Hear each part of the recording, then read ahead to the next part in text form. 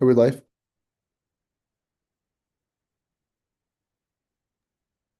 Looks like it, yes. Okay. I call this meeting to order today at 7:09 p.m. Are there any amendments for today's agenda? Yes, Hiram. I have two motions. My first one, motion to add a letter, sorry, a letter urging Ted Lieu to confront U.S. complicity in the Negros 19 massacre and ongoing militarization in the Philippines. And then motion to add an appointment for Marlene Jaquez to the Judicial Board. But we have to vote for the first. Oh, right. My Yeah. bad. So is there a second for the first motion? Second. Here are motions, Hannah seconds. All in favor, please raise your hands.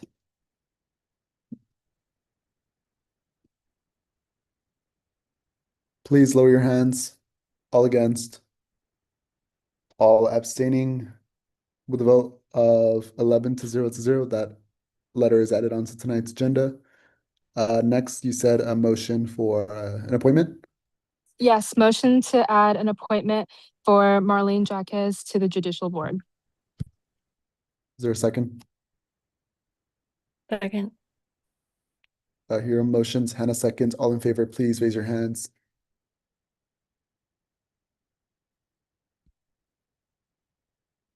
Please lower your hands. All against. All abstaining. With a vote of 13 to 0, that appointment is added onto tonight's agenda. Hannah, you had your hand up. Yes, or can I motion to add the edits to the SWC Programming Fund guidelines and applications to the agenda? A second. Hannah motions, Daniel seconds. All in favor, please raise your hands. Please lower your hands. All against. All abstaining. With a vote of 13 to 0, that is added onto tonight's agenda. Do you have anything else, Hannah? No, that's it. Thanks. Sherry? Hi, can I please strike bag allocations? And then can I motion to add edits to Bruin Advocacy Grant guidelines? There's currently bag allocations listed on this week's allocation Oh, sheet. shoot. Sorry, never mind. On the first one. Can we get a second for your second or your motion? Second. Sherry motions, Hannah seconds. All in favor, please raise your hands. Please lower your hands. All against. All abstaining. With a vote of 12 to 0, those amendments for bag are added. Anything else, Sherry? Okay, Joy. Can we please strike TJF allocations? Edison. Hello, could we strike SFS allocations? Thank you.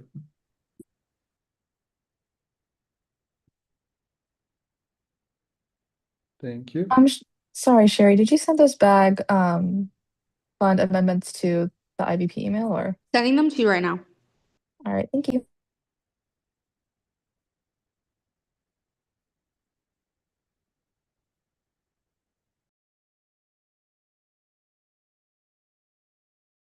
And then I think Kaya needs to be promoted. Oh, yes, you're here. Are there any other amendments?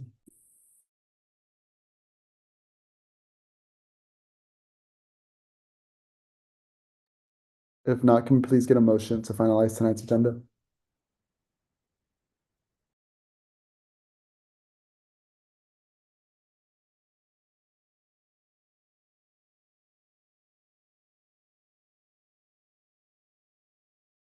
Sounds good. Sorry, Jonathan. Just wait a bit.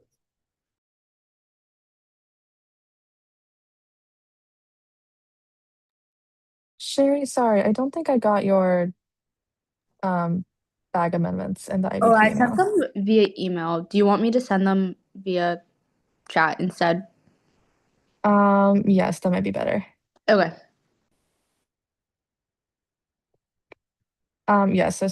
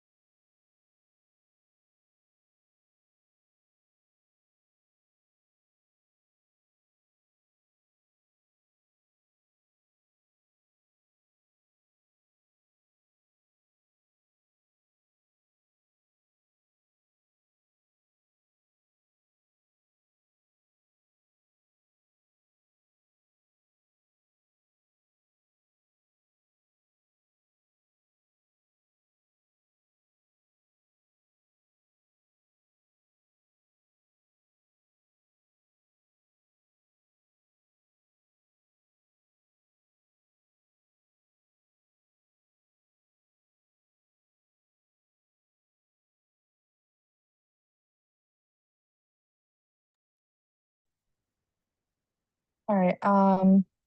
Before approving the agenda, does everything look good?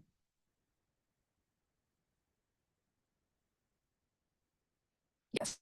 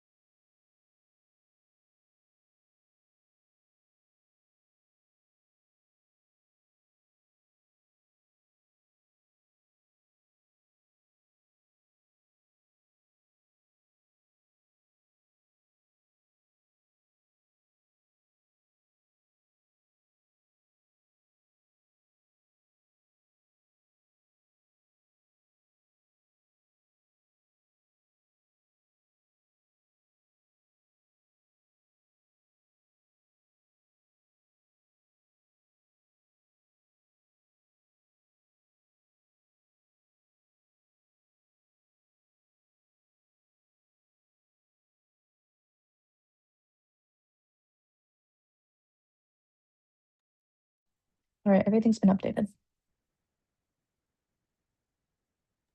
Thank you. Can we please get a motion? I motion to approve tonight's agenda for April 28th, 2026. Is there a second? Second. Hannah motions, Hiram seconds. All in favor, please raise your hands.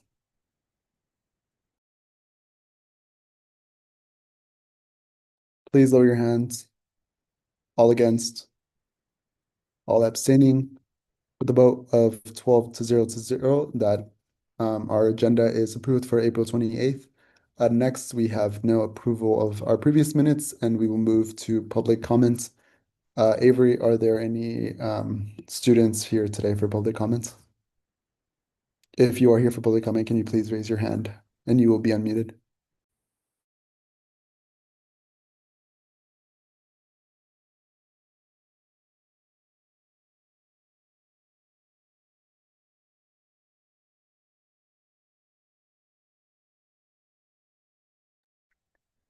We will start with Becca and then Eli.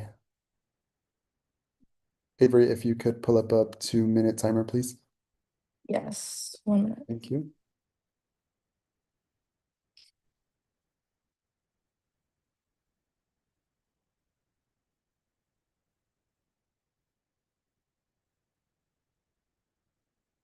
Can everyone see that? Yes, can you set it to 2 minutes, please? Yes. Thank you. Whenever you're ready, you may begin.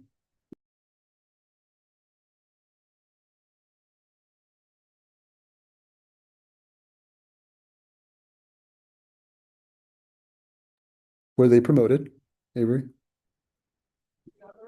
Oh, hi. Sorry, I didn't hear my name. Oh, okay, yeah. You may begin. Okay. My name is Becca Scher, and I'm a fourth-year undergrad student here at UCLA. I'm here to express my frustration and disappointment at USAC's decision to publish a letter 2 weeks ago condemning the invitation of a Hamas hostage survivor, Omer Shem Tov, to speak on campus. What I find most troubling, beyond the contents of the letter, is the timing. This letter was presented and passed at the same time that the event was taking place. I am perplexed that 10 of my student council representatives, a few of whom I know personally, unanimously voted to pass a letter condemning an event that not one of them even attended. You voted to pass this condemnation while Omer's event was actively taking place. That means that many, if not all of you, had not even engaged with what was being said before you made a judgment on its message. As a university that prides itself on critical thinking, this recent action poses a concerning and dangerous precedent. Choosing to preemptively condemn such an event teaches people that some voices are not worth hearing.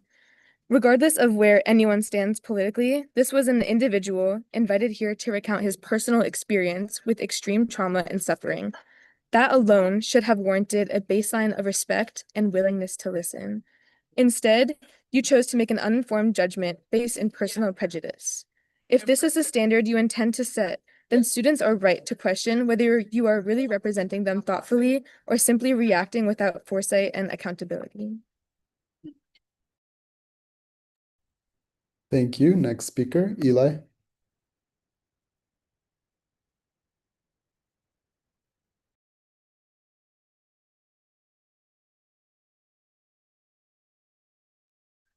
Hello, can everyone hear me?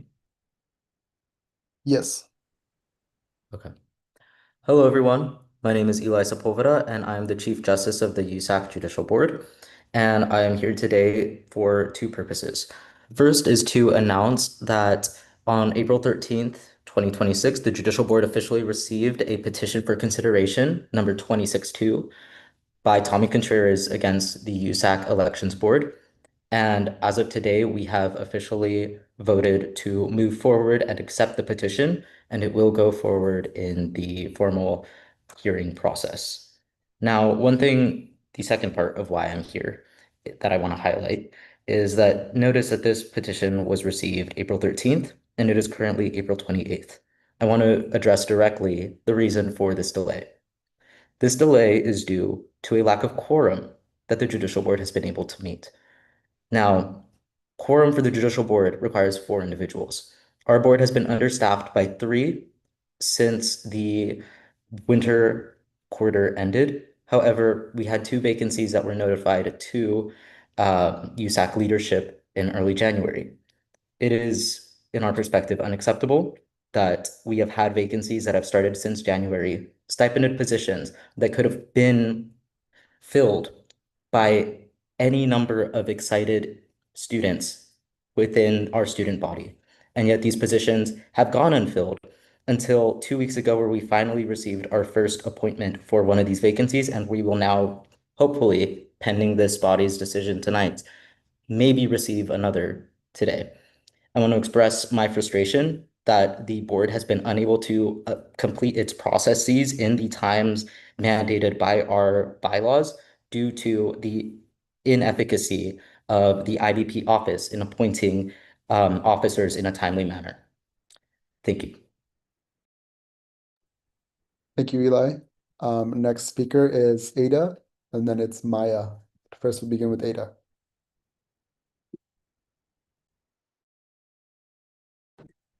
Hello, my name is Ada. I'm here to make comment in support of USAC signing on to the letter to Ted Lieu condemning US-backed violence in the Philippines. On April 19th, 19 people were murdered by strafing by the armed forces of the Philippines in the countryside of Negros Occidental. And the Philippine government has consistently labeled them as terrorists, even though many were civilians and many were peaceful activists. The weapons of the armed forces of the Philippines and the resources of the armed forces of the Philippines they're sourced from the U.S. military and from the U.S. military industrial complex, which we know the UC system has billions of dollars invested in.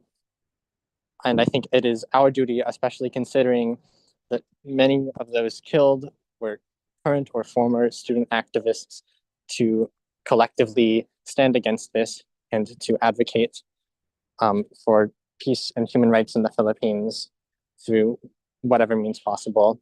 And it would be amazing if USAC could sign this letter to our local representative, tell you to do that. I'd also like to express my support for the USAC members who signed the letter condemning the normalization of Zionism on campus. It is our duty as students to stand against racism in all its forms. Thank you.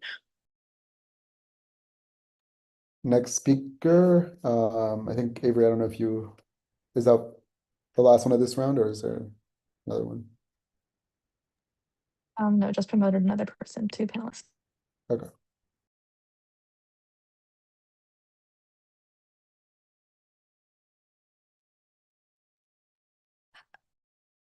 Hi, can I begin? This is Maya. Yes, you may begin.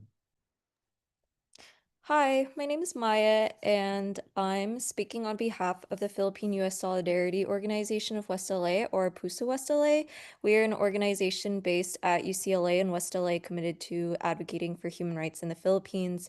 And as Ada just outlined, we're here again today because of an escalation in the human rights situation in the Philippines.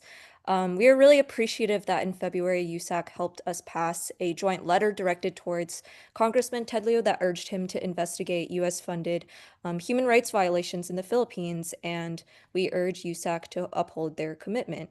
As Ada mentioned, two of the people who were massacred on April 19th were Filipino-American citizens Kyle Surem and Lyle Prioles. Kai was a youth activist from Washington, and Lyle was a human rights advocate from California. And he was a leader in the International Human Rights Coalition that PUSO is a member of. No American going home to learn from their communities and the Filipino farmers and their struggle for land and justice should face attacks and killings by the military, which are violations of international humanitarian law.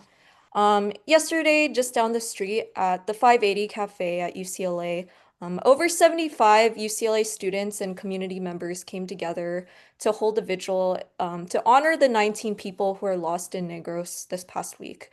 It was clear from the reflections and stories from our attendees, many of whom had the honor to organize alongside Lyle, that this tragedy is felt deeply within our community and worldwide. So we grieve and honor their legacy by continuing to demand for justice, and we urge USAC's support in asking Ted Lieu's office to recognize the severity of these crimes and appreciate USAC for helping make our demands heard. Thank you very much. Thank you. Marco, I believe you're the next speaker. Yes, hello everyone. My name is Marco Foster and I am Cultural Commissioner of Student Organization UNICA, which is Unión Centroamericana. I'm here to speak about funding for our annual cultural event, Counterspaces 2026, Siempre Estaremos Aquí. We requested about $4,800 using BOD, given that the possible funding allocations are $5,000, but we were only awarded $1,500. However, our confirmed facilities and rental costs alone are over $9,900, leaving us with an $8,400 gap just to secure the space. When we include essential program costs like honoraria, food, and materials, the total budget is closer to $15,000. UNICA is the only Central American student organization at UCLA. Our work centers on empowering Central American students through activism, education, and community building rooted in social change. This event is one of the only spaces on campus dedicated specifically to Central American culture and experiences, highlighting communities that are often overlooked, even with broader Latina initiatives. Additionally, we must not forget the extreme attacks against Central American communities that we have witnessed from the federal government through ICE. At a time when UCLA is actively investing in HSI efforts and claiming to support Latina students, it's critical that Central American communities are not left out of that commitment. We already have artists, performers, and organizations confirmed, and at this point, the lack of funding is putting the entire event at risk. I understand funds are limited, but I am asking USAC to reconsider how funding decisions are impacting culturally specific organizations like ours at Unica, and to provide immediate guidance or additional support to help us close this gap. Thank you very much for your time. Thank you. Our next speakers are Dipankar and Edward. May begin, Dipankar, whenever you are unmuted. Sorry if I'm mispronouncing your name.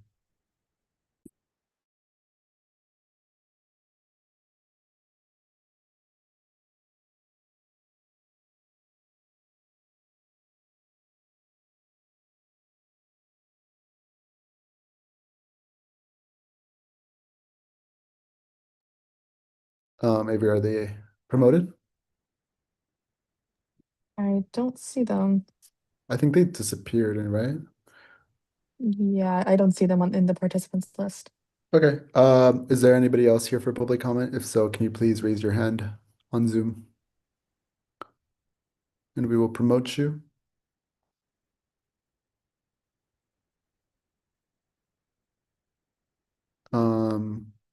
I think also, Avery, you have to remove Ada and Maya Lu as panelists.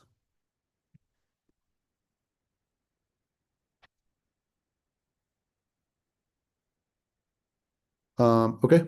I will close public comments today at 7:31 p.m. Thank you. And then Avery, if you can please. All right, thank you. All right. We now move on to contingency programming. Hi, this week we had a total contingency program request of $138,141 and recommend an allocation of $11,230.99 for 3 USAC entities and 64 non-USAC entities. I'm happy to answer any questions. Thank you. Avery, can we please unpromote Maya? Yeah. Thank you.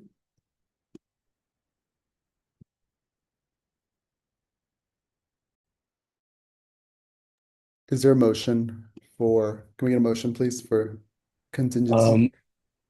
I motion to approve an allocation of $11,230.99 for 3 USAC entities and 64 non-USAC entities.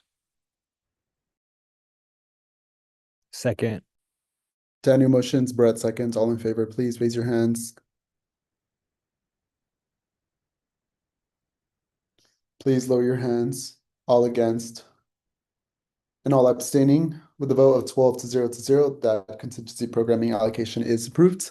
Next we have next we have SWC with Hannah. Sorry, pulling it up. This week, SWC Programming recommends an allocation of $1,153.61 to 2 non-USAC entities and 1 USAC entity. Are there any questions for Hannah? If there aren't, we will now move on with Bruin Advocacy Grant. Hi, this week BAG recommends an allocation of $3,653 to 0 USAC entities and 13 non-USAC entities. Are there any questions for Sherry? If not, we will approve and move on. Next we have ASRF and Travel Mini Grant with Chris. This week for ASRF, we recommended an allocation of $1,500 to 3 non-USAC entities. And for TGMF, we recommend an allocation of $1,936.79 to 5 non-USAC entities. Thank you. Are there any questions for Chris? If not, then we will move on. Next, we have ARC with Divine. ARC recommends an allocation of $18,500 to 3 non-USAC orgs. Thank you. Are there any questions for Divine? If Not next, we will move on to CS Transpo with Edison.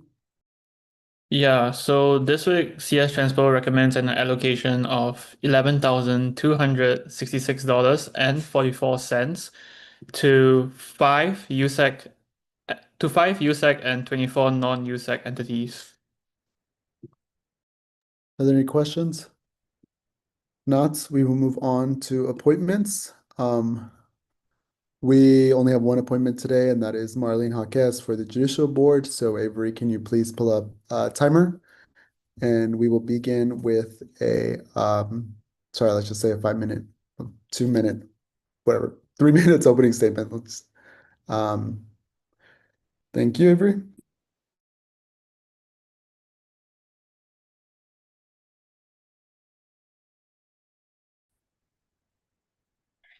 Hi, good afternoon. My name is Marlene Jaquez, and I'm a first-year transfer student from Modesto Junior College, which is located in the Central Valley.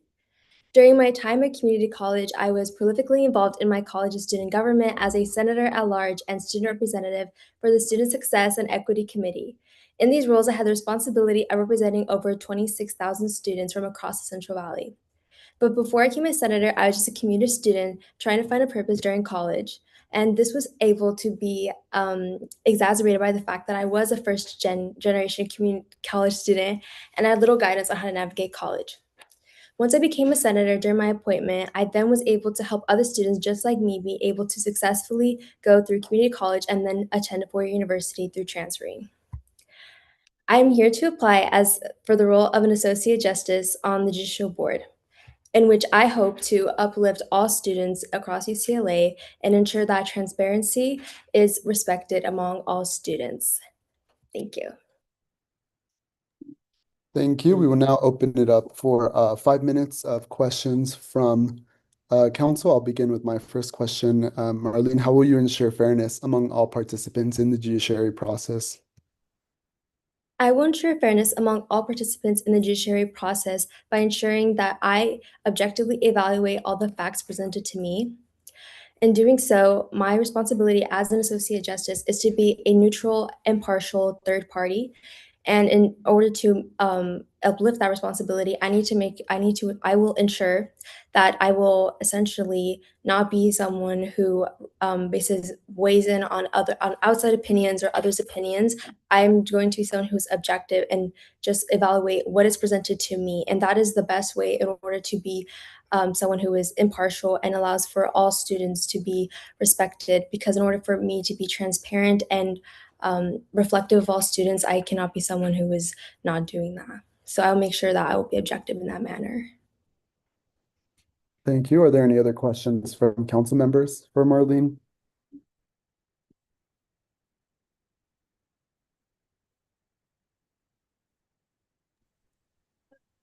If not, you may begin with your closing statement.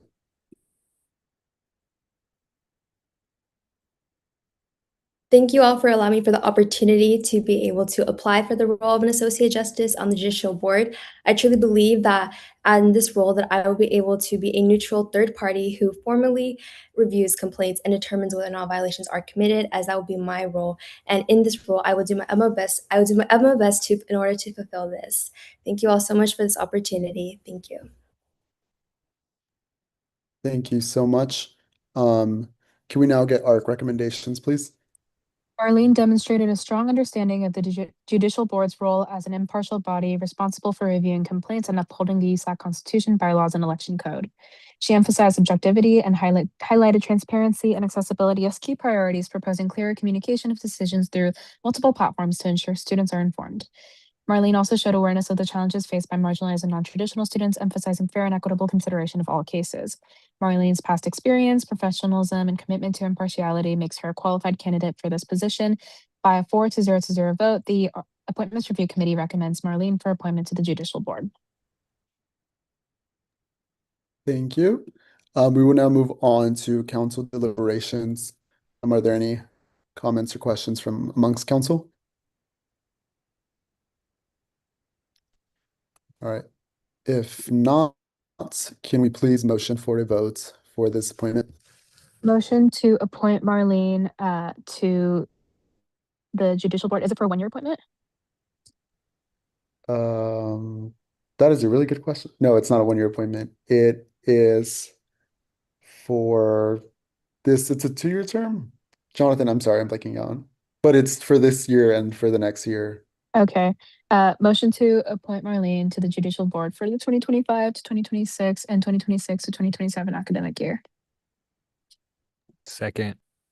Here are motions, Brett seconds. All in favor, please raise your hands.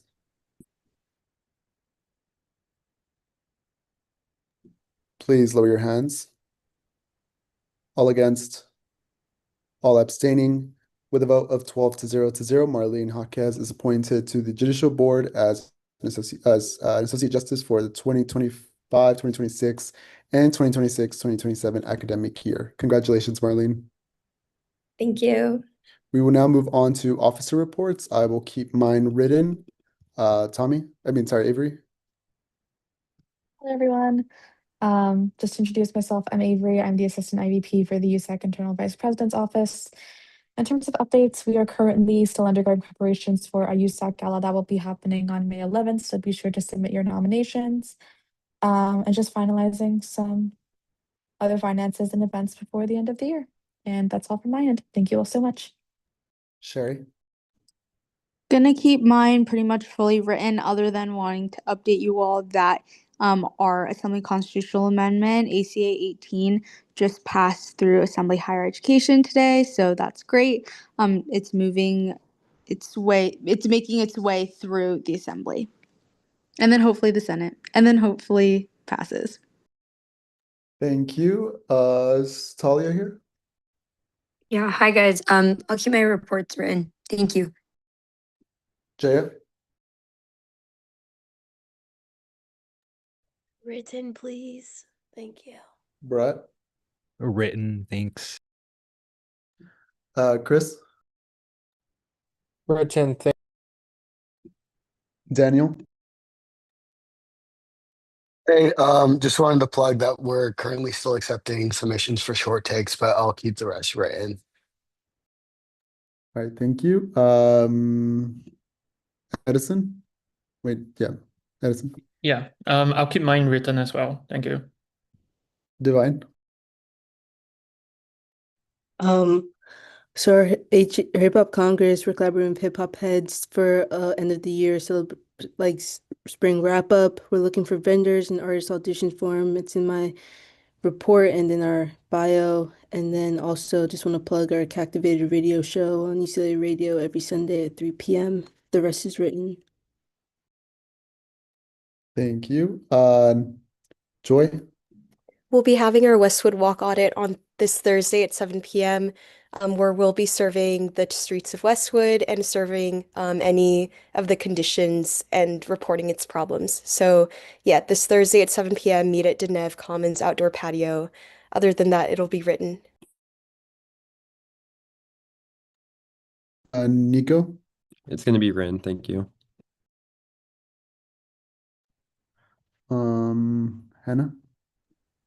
I'll keep most of it written, but we haven't had update sheets or officer reports in a while, so I just wanted to shout out my office. We held 18 events during week 3 for Bruin Health Week, and it ended off with our annual 5K, and this year we had over 700 runners, which was super amazing. The rest is written. Hiram? Most of my updates are written. UCLA transfer decisions came out last Friday. So congratulations to the incoming class of 2028. And I finished my speech for Transfer Bruin Day on May 16th at Poly Pavilion. Thank you. Kaya? We have our first speaker event on Thursday, and it's in the geology building. That's super exciting, and we have free Raising Canes. And ISR prom is set to happen on May 8th, and that's gonna be in Covell. So make sure that all of you are there. Thank you. Orlando?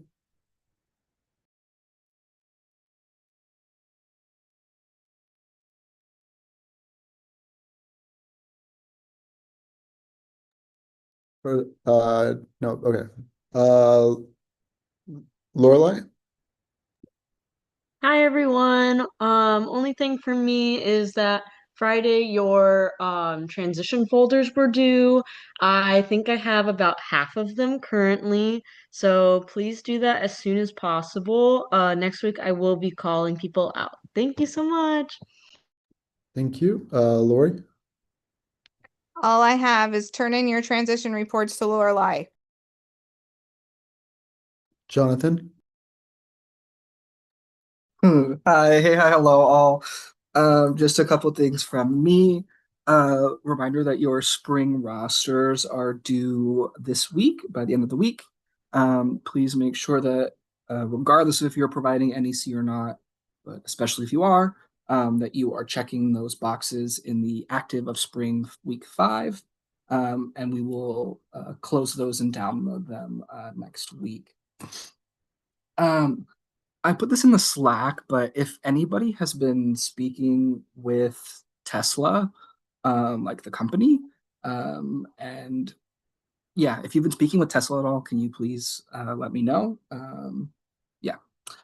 Lastly, one of our lovely students, Marcus, spent so much time and effort after you all approved the large slew of bylaw changes to incorporate those changes and then essentially reformat your entire document. The bylaws document has gone from being 117 pages long to I believe it's now 47 pages long. Same content, nothing has changed besides what you all approved. But it's half the size now because it's actually a readable and a usable document with like an active table of contents that you can like click on and it will actually take you to the correct section. It's really wonderful. It's made me really happy. So I encourage you all to take a look at your new bylaws. Other than that, have a great week. Thank you. We will skip surplus funding for now, and then we will move to a letter urging Tedlu's office.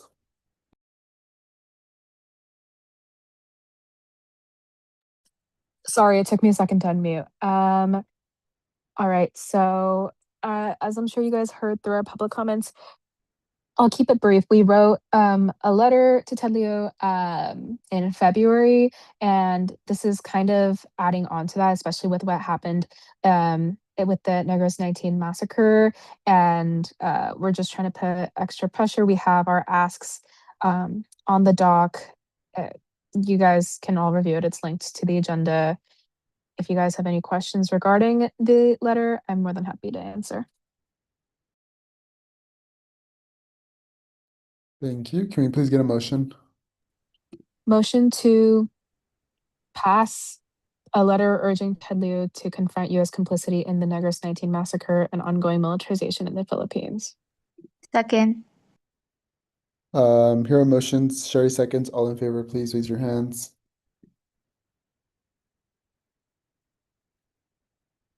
Please lower your hands. All against. And all abstaining. With a vote of 13 to 0, that letter is approved. Next, we will move on to SWC programming form fund guidelines. Yes, so with some of the restricted surplus that SWC has, we're opening up a special cycle of our programming fund. This will be open from tomorrow, Wednesday, to Friday, May 8th. And the biggest change is that allocations for this cycle will be up to $10,000. But this can only cover venue costs, and the rest of our regular restrictions apply.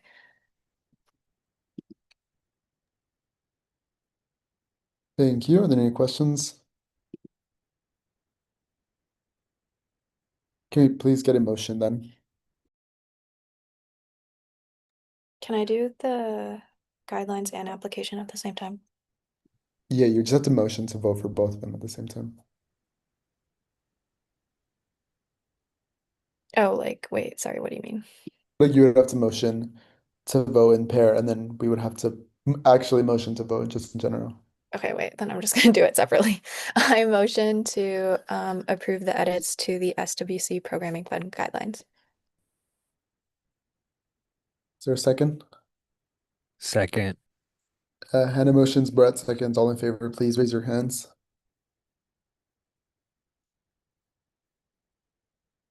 Please lower your hands. All against. And all abstaining. With a vote of 12 to 0 to 0, those funding guidelines are approved. Next, we have the actual application. The application edits are exactly the same. Yeah, so I motion to approve the edits to the SWC Programming Fund application. Your second. Second. Hannah motions, Daniel seconds. All in favor, please raise your hands. Please lower your hands. All against. All abstaining. With a vote of 12 to 0 to 0, that application is approved. And next we have updated bag guidelines with Sherry. Hi, yeah, literally same thing as Hannah. The EVP office has some additional money because of the restricted surplus funding. And so we're also opening up another cycle of bag. And so pretty much exact same thing. The only thing that has changed in the guidelines is that like for this cycle, we do next Friday, and we've increased the maximum amount that organizations can apply for to 6,500. But that's about it. Yeah. Thank you. Can we please get a motion? Yeah. I motion to pass the edited bag guidelines. Sorry. There's a second. I'll second. Oh. Sherry motions, Daniel seconds. All in favor, please raise your hands.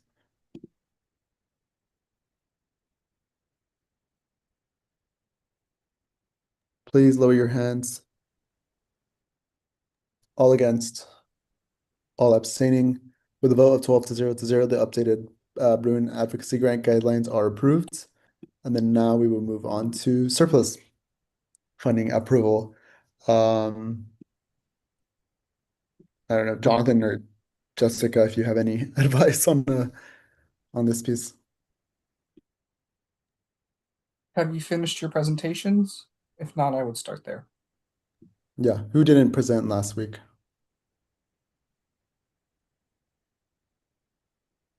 Okay. We'll begin with Daniel and then Chris and then Nico. Okay. Hi everyone. So this is from both me and Divine, but it's like pretty simple.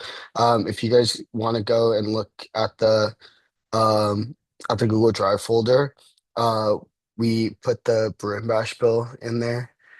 We basically have about $23,000 left that we still have to pay. That's after applying all of the sponsorships that we got for EAF and for Burn Bash, and after applying any money that Student Affairs gave us. But yeah, we're in debt.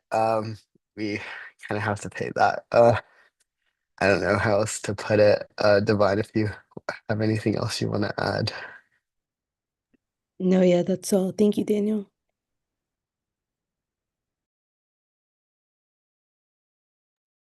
All right, thank you. Does anybody have any questions?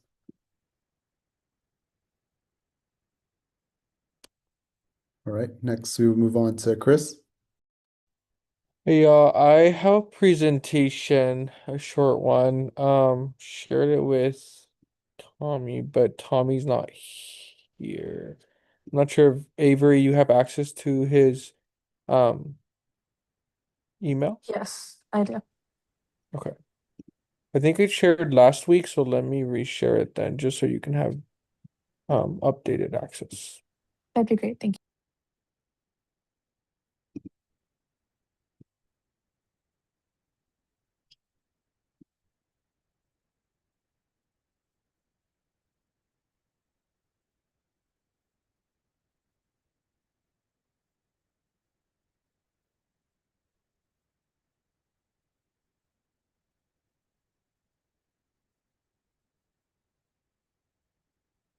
Okay, it should appear on your end.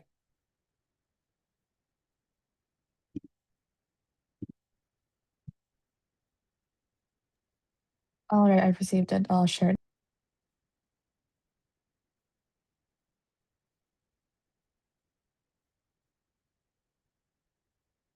Okay. So next slide, please. I'll run through this very quickly. But essentially we have six proposals. There's one of them's 2K and the other ones are in the hundreds. But I will go over them. Next slide, please. So the first ask we are making is for the Fostering Connections Mentorship Pilot Program, which is an initiative that launched this year in collaboration with the Academic Affairs Commission. So the Fostering Connections Mentorship Pilot Program tries to get at a need. The need is only 4% of folks who have experienced the foster care system graduate with a college degree. And a lot of transition age youth who are basically folks exiting the foster care system, oftentimes with trash bags, with their belongings in trash bags, aren't necessarily taught about what college can be. They don't really get to attend any college related fairs, etc., because of the fact that they're transitioning out of the foster care system and transitioning into adulthood, forced adulthood, with the need to just sort of be in the survival mindset. And so the Fostering Connections Mentorship Pilot Program was designed and created to pair 10 UCLA students with 10 transition age foster youth. And these are folks between the ages of 18 to 26. And the whole point is to connect them to mentorship and valuable resources that we have here on campus, to sort of help them get insight into what the college experience can look like. And so since its inception, we have had what we call the educational component. So mentees and mentors have worked together to learn a little bit more about the child welfare system, trauma-informed care, mentorship practices 101, building resilience, FAFSA, and the different other ways of paying for college. And then now they're transitioning into the collaborative programming section, which is they partake in events together to learn about one another or each other. And then lastly, they'll do the one-on-one mentorship, which will start in May and conclude in June. And so the whole next slide, please.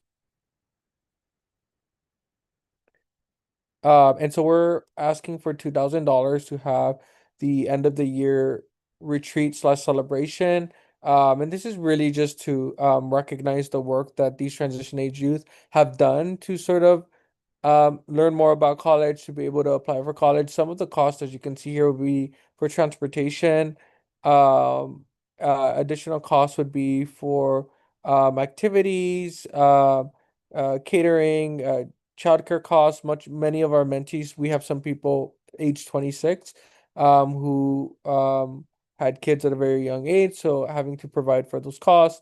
And then education related materials like SAT prep books, LSAT materials, etc. Anything to help us prepare for their applications to school. Next slide, please. Any questions on that? Do I take questions now, Diego, or do we wait for later? We can wait till later to the end. Okay.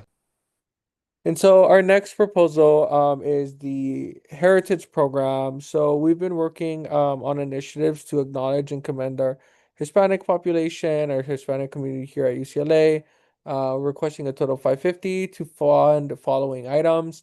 About a year ago, we did a Know Your Rights cards campaign with LULAC. And so they were able to provide and fund the Know Your Rights cards, etc., and some other engagement materials. And so we decided to get more Know Your Rights cards, engagement supplies, and like miscellaneous items because we want to put the Know Your Rights cards into goodie bags so that there are other care related items. And then this will also include support for striking students and faculty. So like food and drinks for those participating in the strikes, including staff and then SLAP members. And so this 550 would be geared towards both of those. Next slide, please. We have historically done what we call a nature scavenger hunt, which is really an event geared for folks to really explore native plant species and then to learn about the dangers of invasive species. So we have a smorgasbord of spaces on campus where folks can learn more about environmental science and the history of plants. This has often been in partnership with the geography department and specific professors to really just again um, foster understanding between the impact that invasive species can have on native plants. We have this celebration in Earth Month to increase participation and just recognition of plants and environmental science and environmental justice. We're requesting money to be able to fund winners of the scavenger hunt. Next slide, please. Every year, for the last 2 years, we've had senators are responsible for undertaking a passion project. One of the passion projects that one of our senators has been working on has been the after school mentorship program. And Again, one of our senators is leading it, but this is a collaborative passion project with other senators. And so they want to create a workshop on college preparedness and readiness at Washington Preparatory High School. So pretty much this has already been approved by the high school. And so we're requesting money to support this program by covering costs like food, snacks, transportation, education related materials. And so again, this um, passion project is more to get like us as the UCLA student government out there and really working on that phase before college to get folks to attend college, specifically folks from minoritized and disadvantaged communities. Next slide, please. And then the Passion Project grant is for a senator within the commission spearheading an initiative. We have been working on a separate initiative called making microwaves accessible. This is more so geared towards commuter students on campus. There's a lot of commuter students on campus that sometimes are in such a rush, and some of them, bring meals from home because of the high cost of food. And what we've heard from directly from commuter students is sometimes they don't have like spaces on campus for them to warm their meals, or like a space on campus is really far away out of their reach before classes, because oftentimes what commuter students do so that they don't spend so they can come to campus not so frequently is they stack up classes back to back. And so sometimes some students have like 10 minutes to get to class. And so this campaign was really geared towards making sure that community students have more spaces available on campus where microwaves are available for easy use and access. And so this $500 would fund 1 to 2 microwaves to be placed in Kirkhoff offices or nearby communities. We've been working the entire year contacting different buildings, also non-USAC slash Kirkhoff offices, and have had a few approved. Next slide, please. And then the final proposal is for USIE program. The USIE program was founded in collaboration with the Honors College many years ago.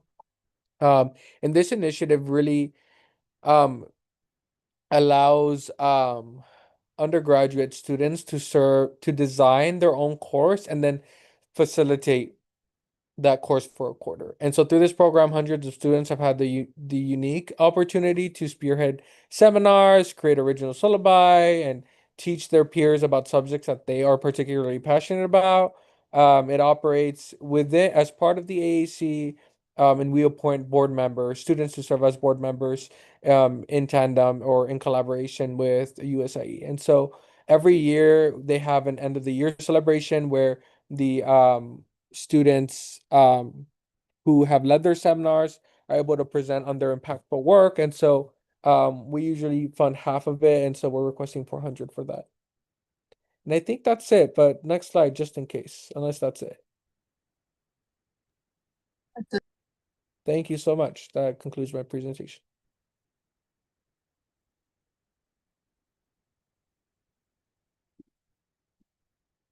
Are there any questions for Chris?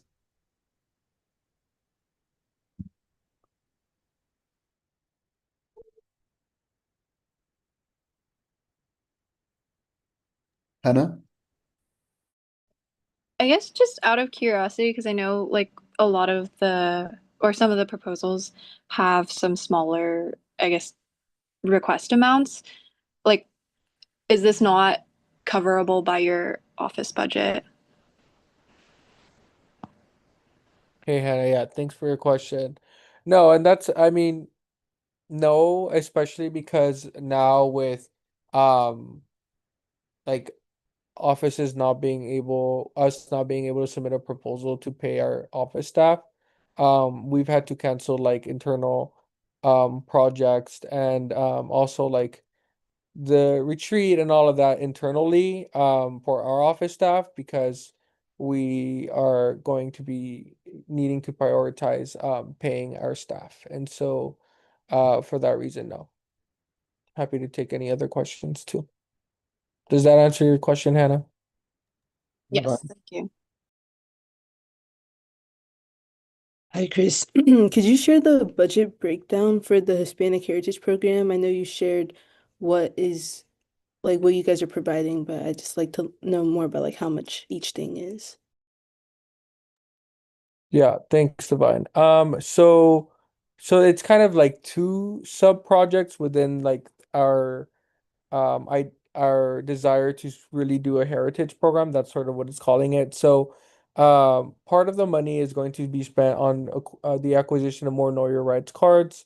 And so the proposal, let me see that think they were proposing like 50 to 100 for that. And then usually what we do in addition to just giving like the Know Your Rights cards, what we did a year ago in my first term was we collaborated with LULAC to, in addition to just giving like a Know Your Rights card, creating like I mean you could kind of think of it as a self-care basket where we put like basic like goodies, so like sustenance and also other items like hand sanitizer, all of that that is like you can use while you're like out there protesting, etc.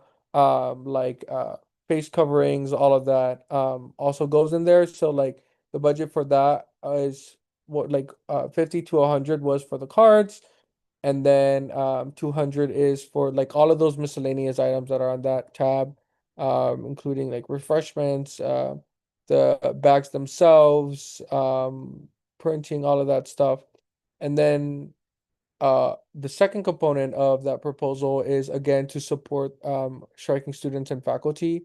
And so the remaining will go to purchasing sustenance and additional items that will not be in bags for the communities that will be striking.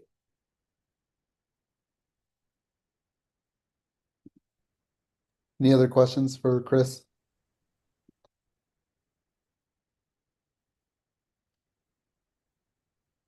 Edison? Hi Chris, thanks for the detailed like presentation. I think I just had a question about the community service awards.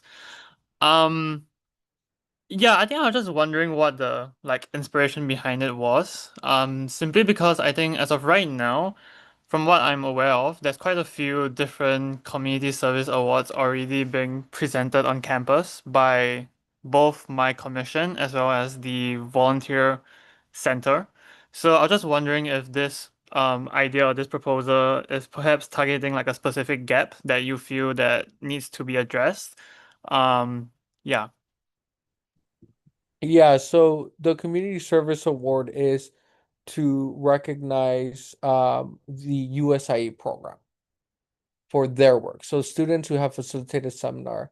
I am familiar with your office's community service award that is geared for any student who is doing some type of service. So this isn't like a application based where students will be applying, like where we've developed guidelines and students will be applying to an award that the AAC will bestow upon them. This is to fund USIE and recognize the community service work that members within USIE have done in their seminars. So this isn't we're not going to fund like we're not gonna give money to like a student who's done community service. That would be wonderful, but that's not the essence of the project. Does that answer your question? Yeah. So yeah, I mean, I saw that you presented on USIE in the slides that you were showing earlier. But I think I was just confused because I was looking through the guidelines and the Google form that was provided in the drive, and it didn't seem to mention it. Like it didn't seem to mention the link to USIE. But yeah, thank you so much for your clarification. Oh, that must be a mistake on my end then. But yeah, it's recognizing the community service of the USIE facilitators who have facilitated their seminars, which they do in the spring. Okay, gotcha. Thank you. Hiram? Wait, just double checking. Did AAC not get the funding, microwave funding last school year? Am I mistaken in that? No, you're not mistaken. We did.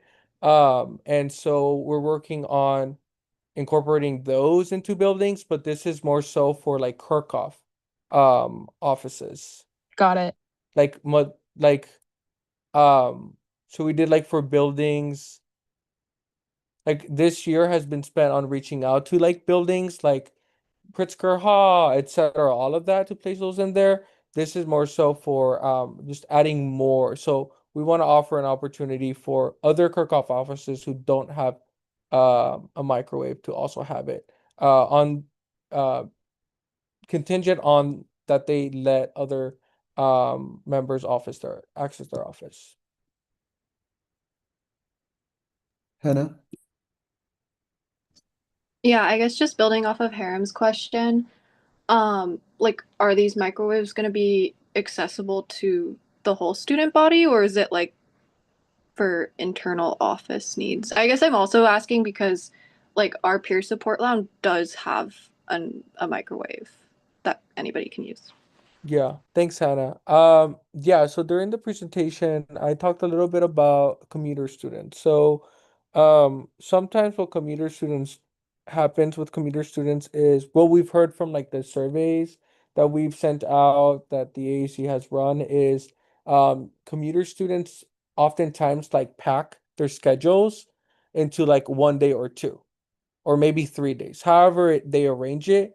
And so they have back to back to back classes.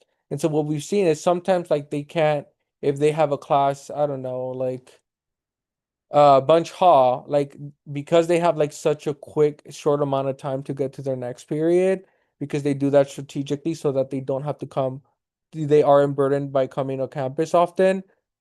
This kind of task is more so trying to put as many microwaves as possible and then educating the public on where they are by creating a map of locations on them so that commuter students who are like traveling from place to place don't have to travel the extra distance to like heat their meals up. So the whole point is to just make it more accessible. Does that answer your question? And I am familiar with like your microwave, and it's a resource we definitely you know make people known of, but this is more so to create more accessibility around it. Gotcha. I guess I'm just curious, like, what need this is filling. I mean, I know like commuter students, I guess like because Kirchhoff is kind of a small building, like, and also if it's going to be open to the public, would need like other offices to commit to having their offices open. Like, you know what I mean? So I guess if you could provide more clarification on that. Sorry, can you ask your question again? Yeah, I guess like, sorry, I just want to make sure, is this like intended for public use? And then if so, what gap is it filling that I guess my office or, you know, like the microwave we have right now isn't? Because Kirchhoff is a pretty small building. So what gap is it filling? So your first question is it available for public use? The answer to your question is yes. And the second question you posed, I think I might have already answered, but I'll say it again. Commuter students have to pack their schedules. And so sometimes if they only have like 10 minutes to get to a place, and one microwave in like Kirchhoff won't be so easily accessible to other students in other areas that for commuter student. This is based on the surveys we've let out for commuter students on what are your biggest issues. And sometimes their biggest issues are food on campus. And so most of the students say that they bring their own food and they're not able to that they have like such limited amount of time to heat up their food. And so that would be the gap. Is Hannah, do you have another comment question? Okay, Divine. Yeah, I hear you that like there needs to be some other like some students are in different parts of campus that they can't come to Kirkhoff, but I just want to clarify that you did say this project is specifically to add microwaves to Kirkhoff, right? And that last year you guys focused on adding microwaves to different locations on campus. Yeah, so for this one would be this one is another in Kirkhoff for a student org on in Kirkhoff because this one is a 500 for another student org on Kirkhoff who would be willing to have the microwave there and accept and open their office to the public. And then for the last year our senator Isra, she's the one who's led the work and this project. She's been in communication with multiple offices. And it just takes a long time for them to be able to say yes because they have to like run it through a mark show and all of that and see like the who's gonna be maintaining it and all of that. And so yes, that would be the answer. Jonathan? Yeah, I did just want to clarify because I heard you say that this is going to go to a student org in Kirkhoff. If these are OSAC spaces, that would not be something that they would be able to do in terms of keeping their office open. It's all shared space, and the OSAC regulations and guidelines wouldn't allow for them to use their office in that way. So, if this TLDR is this wouldn't be able to go in an OSAC space. Sherry, last comment or question. Hey, wait, yeah, I totally think and recognize like the like hardships that commuter students face. So like I definitely see like why this is necessary, but I think I just had a question sort of about in the research that your team did prior to like starting the this project or during starting this project, what patterns did you see in terms of like what are the current how many how many microwaves are there currently in like the Kirchhoff Ackerman space um that is accessible to students? Is it only the one that's in Hannah's office or are there additional ones? It is my understanding that they're in Kirkhoff, that Hannah has one, and that's all I know. But I can connect you to Isra, who has the information for that, because she's the one who's been leading this project. And she has this has been her baby. Oh, fire. Okay, yeah, sorry. I see the comments in the chat as well. Thanks. And then my other question was just about like if you had already identified a student organization that would house this microwave. Yeah, so Isra has been in communication with organizations, and last time I spoke with her, she said she was talking to two organizations. And names I can't remember, but the answer to your question would be yes. There are some potential folks um house this microwave. But I guess, now I mean I guess I have like a question for Jonathan. Because I don't know if this can be a proposal that can be passed since Jonathan just said.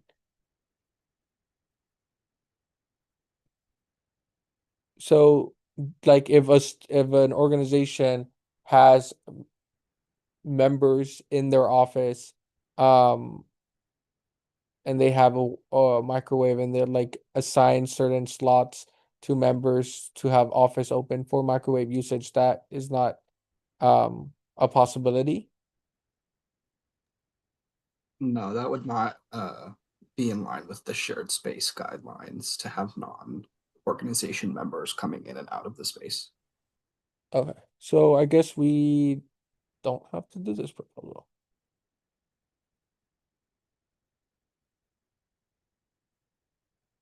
Okay, so Diego, I think that's it from me. Scratch this proposal then if that's not a potential.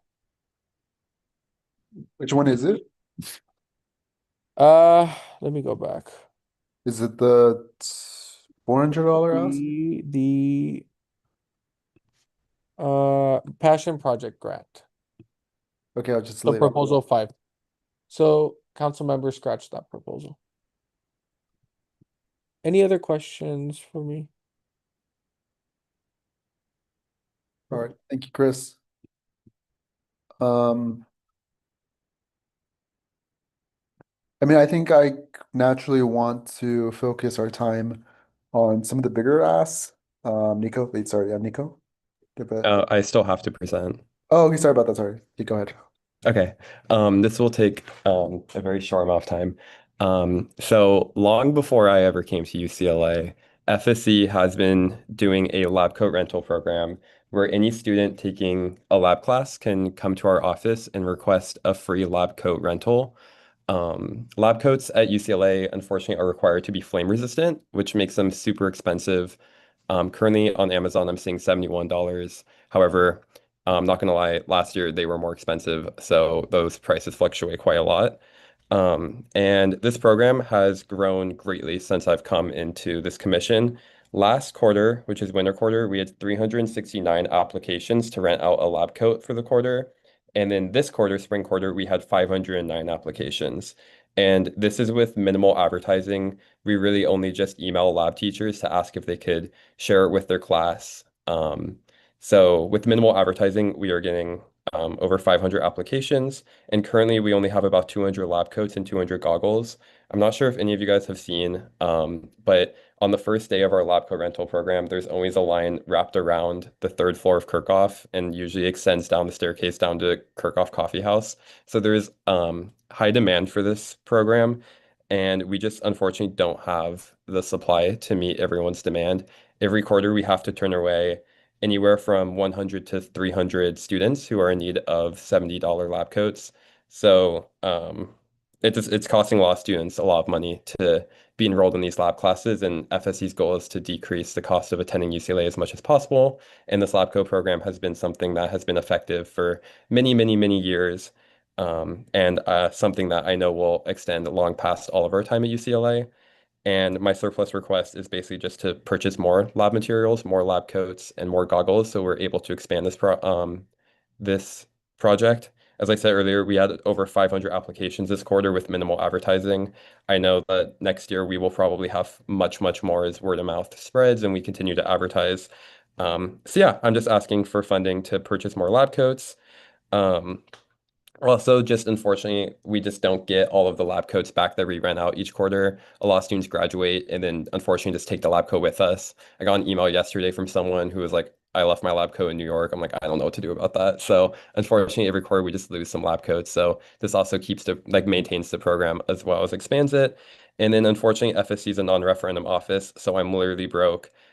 Especially since this surplus funding cycle, we aren't able to use surplus funds to pay our directors, which is something that non-referendum offices have relied on, at least in my experience for the past 4 years, but I'm sure a lot longer. So yeah, it's tough to be a non-referendum office, but I would greatly appreciate some funding to continue expanding this program and help students afford attending UCLA. Thank you. Thank you, Nico. I just want to add on to that. I'm in Kirkhoff a lot, and I see how long that line is. So, thank you, Nico, for that. And I mean, yeah, this is a great program. I know my friends who are not tapped into USAC at all. They're always asking me about the lab coat program, and I mean, I think it's incredible. So this is one. I think this is something that we should definitely focus on. I just want to say that. But thank you, Nico. Are there any questions for Nico? I have a comment to make, if that's okay, in support. Yes. Yeah, I'm a STEM student, so I've taken a lot of lab classes here at UCLA, and I myself had to like get a lab coat. And it was very costly to get, so I do appreciate this program and being able to subsidize the cost of um these essential supplies for UCLA students in order to like get into graduate schools and medical school programs. STEM students need to be able to take these lab classes, and subsidizing that cost makes it possible for them to reach their goals. So I really do appreciate FSC's work on this regard, and I think it's a great project. Yay. Thanks, Avery. Yeah, it's been awesome to be able to help students. I know it's expensive to be a STEM student, but yeah. Any other questions for Nico? Okay. All right, everyone else has done their presentation. I think I want to cover mine. I don't know if I was able to cover mine, but I mean, mine is really simple. It's a small ask, and I'm happy to decrease it. But the first one is the Native American and Pacific Islander Bruins Rising Initiative. I'm hoping to have an events using these funds, basically kind of similar to what Tommy's office and I did with Hispanic Serving Institution, a town hall event to welcome both directors from the Native American Resource Center and the Pacific Islander Resource Center. Both of them are currently going through director hiring. This is really big for their community. In 2022, I want to say, UCLA committed themselves to becoming an PZ institution. So they're one of the critical minority serving institutions status in the United States. I think, yeah, $2,000 is more than enough to fund an event. Yeah, we'll be welcoming both directors and working with EVCP Hunt's office, where he'll share updates for both of the committees and working towards becoming an MPZ institution. And then powwow, I'm also happy to decrease the request, but I mean, this is obviously consideration. I want to say thank you, Divine, for sharing with me and letting the folks know to apply to I think you told me ARC, but yeah, $5,000. It's a co-sponsor from USAC with Powwow. They've been also been going through some difficulties, and this is I think I included the file or the document, but this is an annual tradition hosted by ASA, the American Indian Student Association. It's an incredibly impactful organization, and this year we're hoping to celebrate the opening of the Native American Student Resource Center on this campus. Um, Amy, the president, and other Native American student leaders were able to partake in the hiring process of their director. It's something really huge for their community this year, and I wanted to support them as USAC in this really big moment for this community. But yeah, that's it all on my end. Um, and I guess, yeah, I'm happy to transition now into the actual conversation for before everyone's requested amounts. I think naturally I do want to spend like the first part of our time like talking about the larger requests. So that does include um, the 29,000 figure by CEC and CAC, and then the $110,000 figure by CAC, and then um, grad photos with Huram, and then SPCN with Sherry. But I mean, Jonathan, if you have any advice or recommendations for us, we could be here all night to discuss that, but I know we all do not want that. Um, and it's clear that we all really want to focus on programming that's really impactful for every student. Um, but I think it's super important for us to talk about this because, like you all remember, referendum night, we can be here all night, but that's not what we want to do. Um, so yeah, this is a critical vote, and I really want everyone's attention to this. So just thank you for that. Jonathan, yeah, I'm happy to pass it to you again. Yeah, I duplicated the summary sheet that had all of the um, proposals on it for you to, and I gave everyone edit access. So I just dropped that link in the chat. You all have edit access to that. I encourage you to use that. It's got the sum feature on there. So as you decide different amounts, you can, update those numbers so you can see where your total ask is. And I'll go back to the carryover sheet and drop in your total available number towards the bottom there so that you all can work together to move these numbers around until those two numbers match. And you can feel free to use this sheet as you want and need, edit, add columns, etc. But yeah, otherwise it really is just kind of up to you all to discuss and negotiate and get those numbers to match.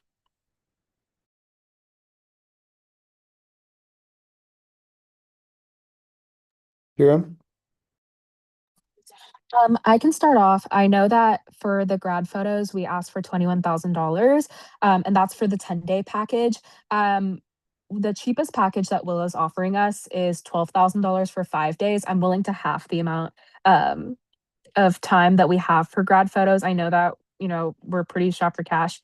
So if that helps at all, we can lower the ask to 12K. Thank you. I'll check that right now, but then, yeah, Nico? Hey everyone. Just like a question, like a general question. I know we approved restricted funds, and this year it seemed we had a lot more restricted funds that went to different offices. So I was just wondering if offices who received restricted funds, if it was possible for any of them to use the restricted funds that they already received to cover either part of or like some of their current surplus or sorry, carryover requests.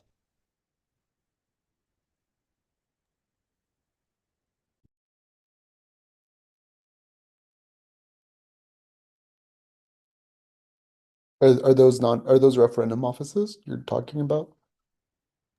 Yeah, I have the sheet up. I just know we approved some stuff that went back to like student wellness, campus events, CAC, EVP.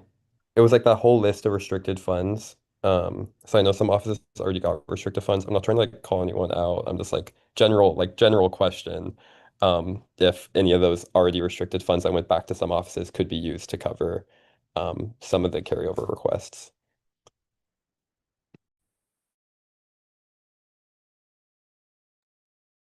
Divine? Thank you for bringing that up, Nico. I was also wondering that as well. Just to clarify, CAC didn't have any leftover money remaining for the year, and I just wanted to confirm that some of the I know some of the things now listed on additional restricted are now restricted, such as ARC, Brew and Bash, EVP, TGMF, ASTF, and then $150,000 has to go back to BOD and another funding one. But I did the math earlier, but there's still I think there's still like over there's still at least like $40,000 remaining that could go into carryover to help us get to these proposals. But I'll do the math in the meantime.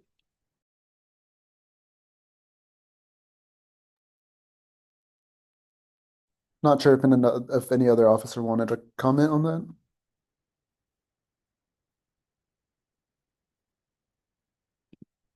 Okay. Thank you, Hiram, for your comments. Before that, I just want to emphasize that election candidate reimbursements, I do not think that we should decrease that amount. Like one of the core things, obviously, they're part of our association. We have a lot of candidates running. I think that's like something that we cannot decrease. And if we have to, unfortunately, like that should be at the very bottom. Does anybody else want to bring up any comments, questions? Yes, Nico? I may be wrong, but for eBoard, I asked during their proposal if they had money to reimburse, and they said they had money to reimburse, and this money was just so they could advertise more and get a higher voter turnout.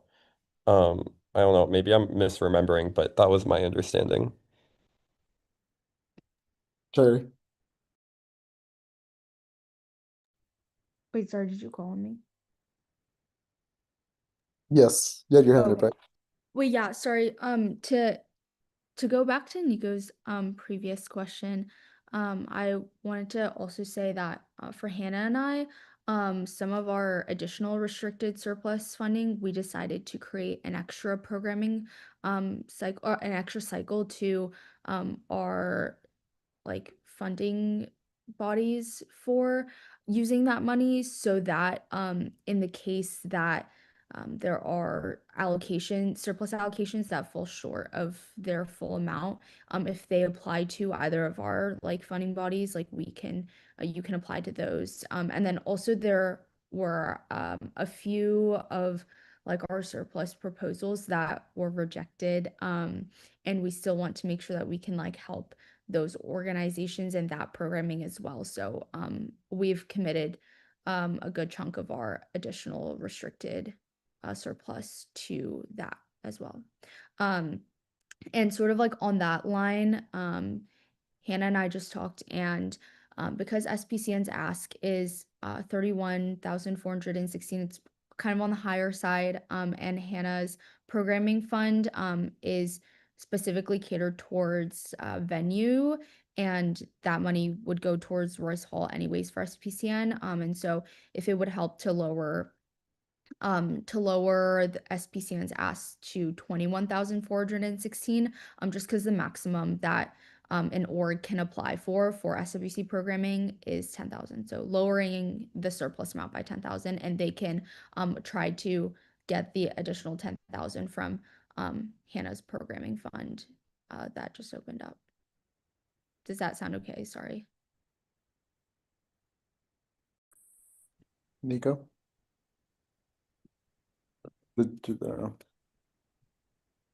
No, I'm happy to call in Divine. Divine? Yeah, so SPCN also applied to ARC, so that's another $15,000 we can remove from that proposal. I forgot what number you said, but I'm gonna remove the $15,000 right now so we can see what that looks like. And if Sherry, you wanna add the number you just said, so we could also see that.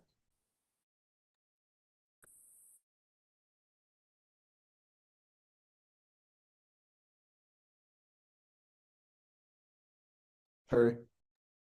Wait, Divine, did they just apply to ARC right now, or did they apply to ARC like previously?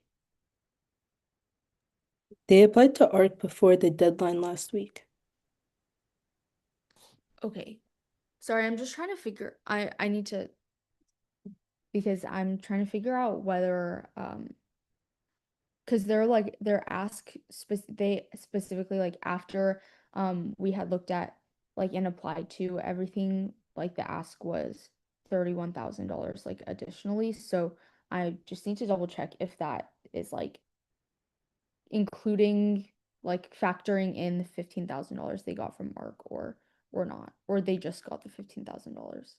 Yeah, so when you guys submitted the proposal, that was before ARC had increased our amount to $15,000.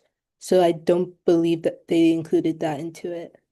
But what they did apply before Friday when the deadline was and submitted and did like apply for 15,000. Okay. We can then, yeah, we'll double check, but that sounds good. If that's the case, then absolutely, yeah.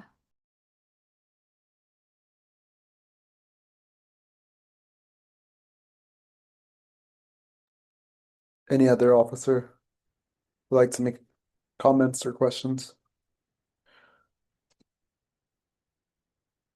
Daniel? Hey, um, I mean, I know it's like not a lot, but I have like 1,700 in my restricted that I can put towards the Quaker and Bash bill. Um, but yeah, I don't I think that makes that much of a dent. Uh, but yeah, I just wanted to say that.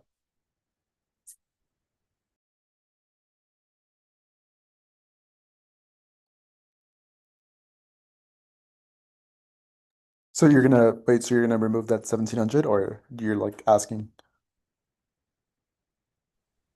Yeah, so like the 1,700 that I get from restricted, I can remove from the 23,000. And I mean, I guess it only really makes it like 22,200, but yeah, lowers it a little bit, I guess.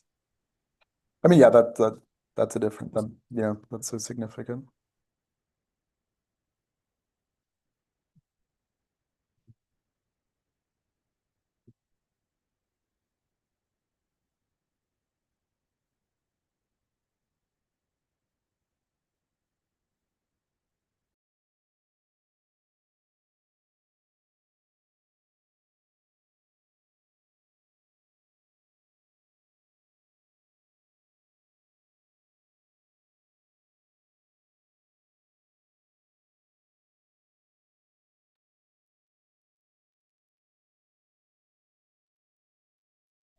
Jonathan, we're gonna vote after this, or is it the same vote? That would be I would do that vote, and then I would vote the rest of your stuff. Okay. Kira? I just talked to my director, and for our field day ask, I think we can apply to TGIF for food trucks. I can remove 1,400 from our asks.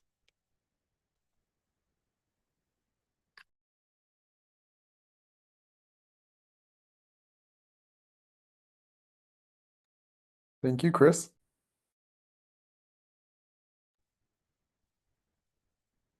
Chris? Hello, y'all. For the AAC, I would definitely say that, hopefully all programs get funded because they are very small amounts, in the hundreds.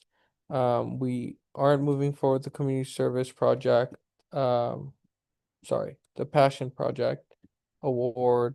The two we would like to prioritize that would be fostering connections mentorship pilot program, because that is for transition age youth to get that experience, and then the Hispanic Heritage Program.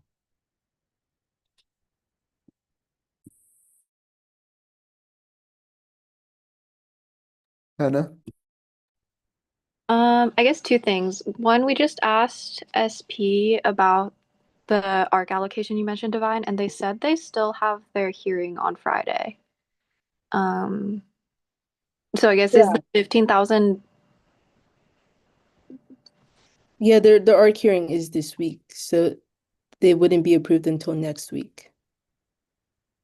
Okay, but I guess are we good to remove the 15,000 still, even if it's not approved yet? Yes. Okay.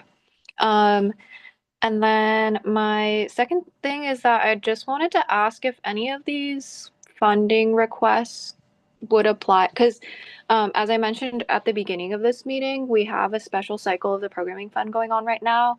So I'm looking at things like potentially field day or Brett, your reproductive health fair program, if they would both relate to wellness in some sort of way justifiably, and then also we're only funding venue costs. So that's kind of just the only restrictions. But if your funding request applies to that, we could also potentially lower some of those, and you could apply to my fund instead. Yeah, thanks for bringing that up. Unfortunately, the venue cost is already covered for this, and so the budget is pretty much everything else. But that would be so perfect if we could have.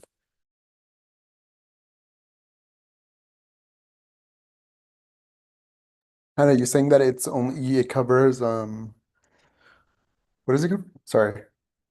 It only covers location costs? Yeah, to minimize, I guess, just our $10,000 is a huge step up from our 750 normally. Our programming fund director recommended we only cover venue costs, just because we have a lot of other restrictions already for the programming fund, and orgs tend to get very confused about those restrictions. I also am curious, Brett, have you applied to a regular programming fund? Because that one, even though it's only 750 max, can cover a little bit more. The only things we restrict on are no food and no decorations. And there's a couple other things, but Yeah, that is something I think if that's gonna help cut down costs, happy to go that route as well. I just figured this would be kind of more, easier, but totally understand. I think could you just let me know how much is the max amount for your typical funding cycle? yeah, I'll link my guidelines in the chat so everybody can look at it and see if it applies.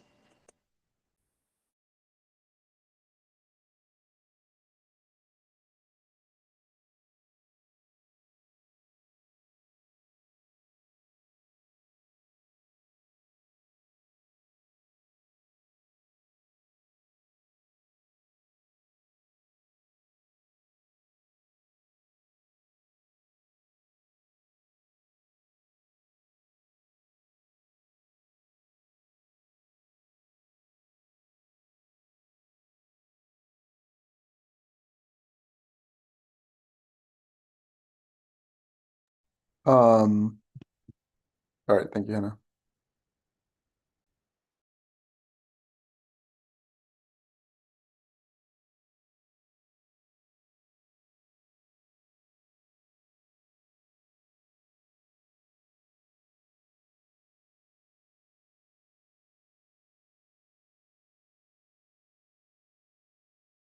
Divine? Yeah, I just had one more clarifying question. So the election candidate reimbursements, that, never mind. I just answered my own question, but just to confirm, that is to reimburse candidates for their campaign? Yeah, it's a reimbursements, and from what I remember yesterday, it was to get out the vote. I just talked to them and they are happy with decreasing it to $10,000. I know it's not a significant request, but I think we can do that for now in this short, like right now. Yeah, Daniel. From from what I remember, I think they were like trying to do this thing where like because they already have the money to reimburse candidates, right? But they were gonna use that money instead to like uh, um to like advertise, I guess, and like get people to vote, and then use this money to like reimburse candidates. So they technically have all the money they need for candidates. This is just for marketing, right? Okay, yeah, that okay, yeah. I think Nico's at the same thing. Hero? I talked to Lori in the chat and I talked to my director again. And for the field day program, we can apply for ref funding for the IM field. So we can, I know it's not that much, but we can remove like $323 from the ask.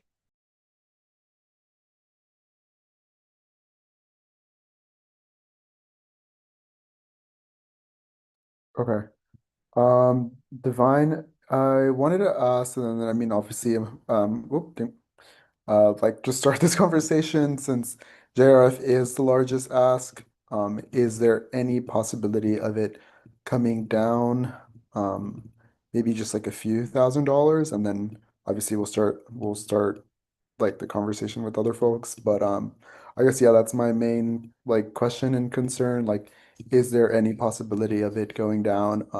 I know your directors mentioned last week that they've been prioritizing one prioritizing like the mission of like JRF, and it's like it has a large like presence in the Los Angeles community, but also you have all been requiring, not requiring, depending, I think that's the word, dependent on like people purchasing tickets, but also like making it accessible. So I wanted to see if there's any like, I guess just like any opportunity for it to go down. Like it's like since it's the largest ask for our carryover.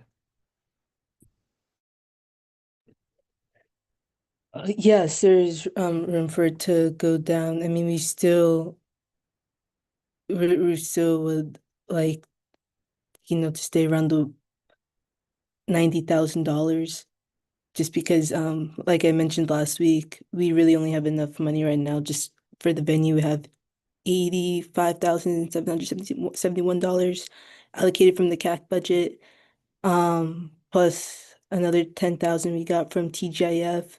But everything else is pretty dicey and just with the rise of inflation. But if for now if we could, I can drop it down to 90,000 and kind of see where the conversation goes. Is that a good starting point for now? Yeah, thank you. No, and I just want to say like it's a huge event. Like I went last year. And it's like people brought their families, like there were a lot of children. It's a large event.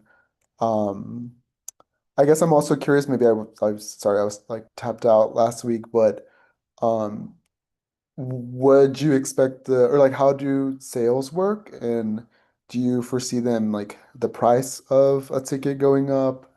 Um, like if it like could you all be dependent on yeah, like increasing the price of a ticket or sorry, could you just share like a little bit more about that? Yeah, definitely. So student prices are still going to stay the same at $15. And as mentioned last week, we give out a lot of opportunities to give out free tickets to students. But we are thinking about increasing the price for the public so we could have more support for the future. Um, yeah, I don't remember the exact numbers for the prices for the public, but we do have like different sections such as like the lawn or another section of the stage of the audience.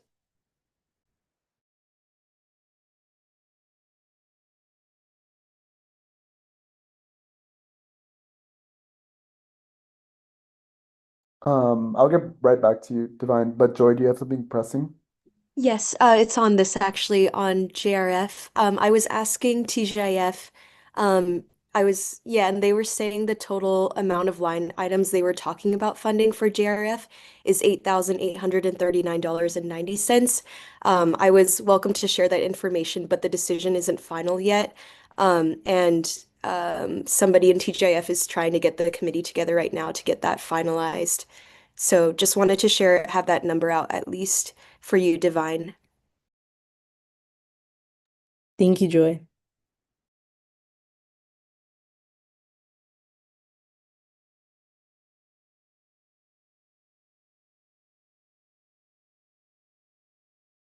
Are there any other questions or comments for specifically this line item for JRF? Thank you, Divine.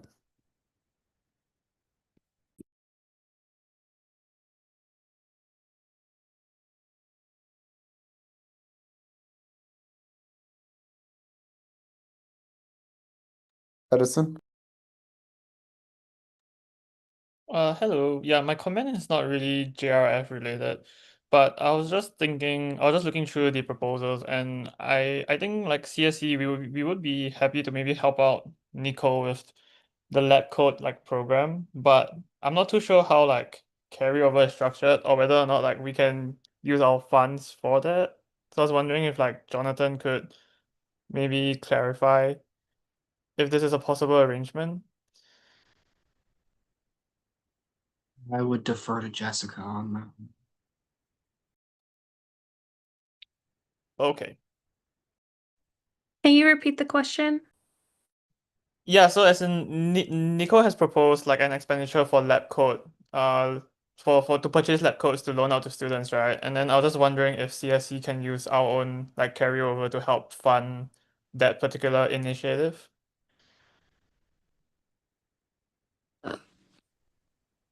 Um, so the parameters for how you use your funding is really dependent on the referendum language, so I can review that and let you know. But I'll need to look at the language specifically just to make sure that that would be within the scope.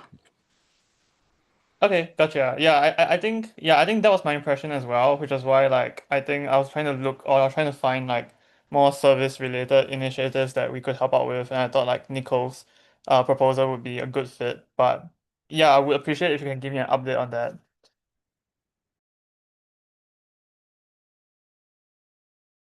I'm gonna be honest, I'm gonna remove my line item proposal number 17 and request from discretionary.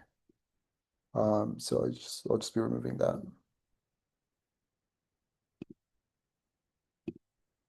Um,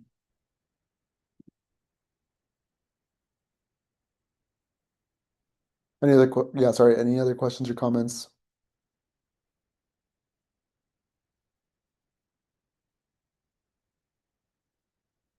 Um, Divine, we're only a few $1,000s away from meeting the total available for allocation. Like, would that small cut be possible? Would it be doable? Um, I'm really sorry, but yeah, like would that be possible? Like even just by a few $1,000s, and then we can possibly move on to other folks. But like yeah, we're like super close. Like what is it, like $7,000? Yeah, it's definitely possible, but if there's any room for anyone else before you make that decision. Thank you. Daniel?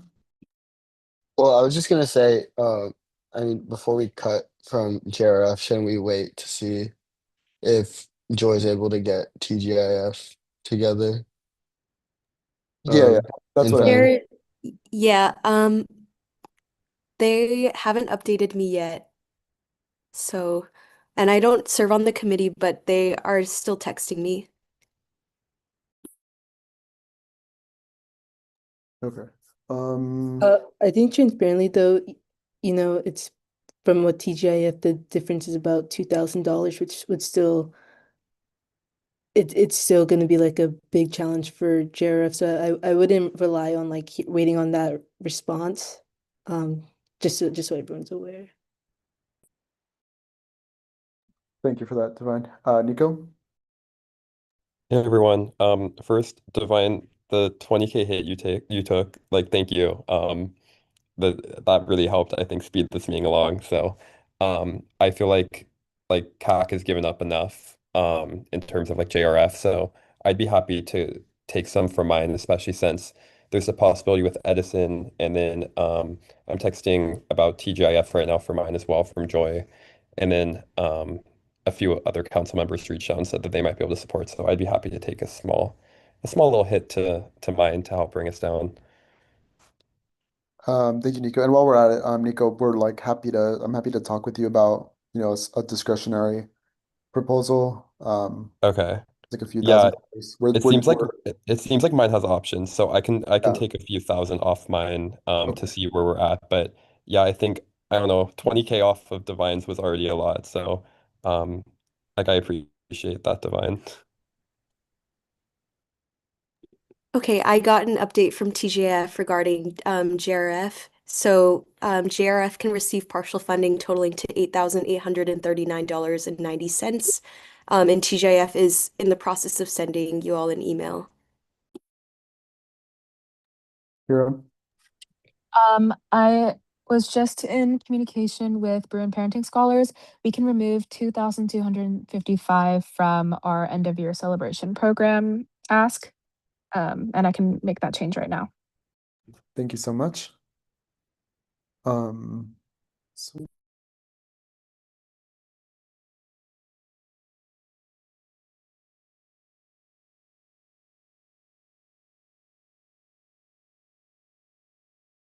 Hiram, is this again about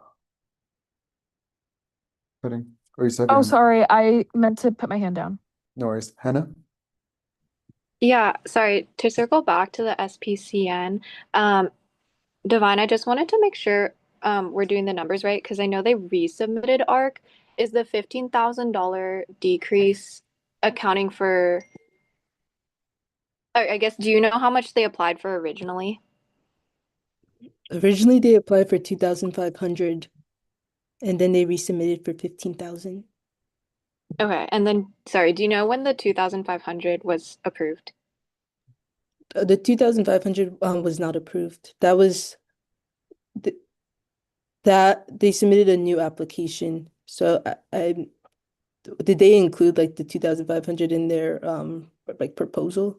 That's what we were trying to figure out, but I think we should be fine. Yeah, I think they just also received a bit more from oh wait, sorry, I didn't raise my hand. That's so my bad. They just received a little bit more from their crowdfunding goal too. So we confirmed with them. I think it should be okay. Yeah, thank you.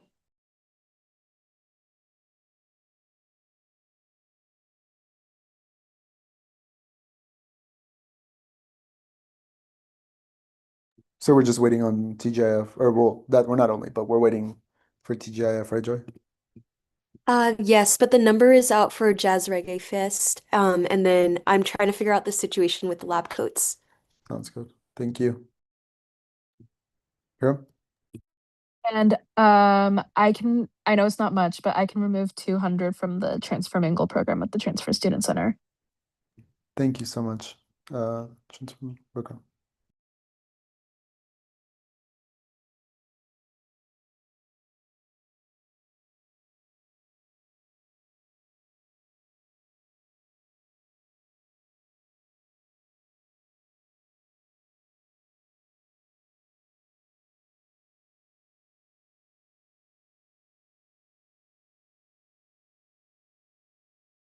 Jessica?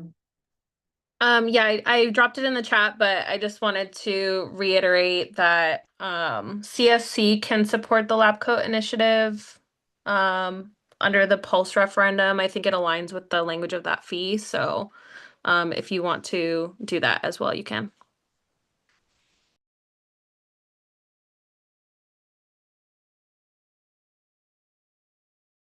Nico? Thanks, Jessica, for looking that up. I don't know how much the Pulse referendum has, but I'm happy to decrease my proposal however much Edison and the Pulse referendum is able to supply me. Wait, I don't want you to cut from yours yet. I'm waiting on eBoard.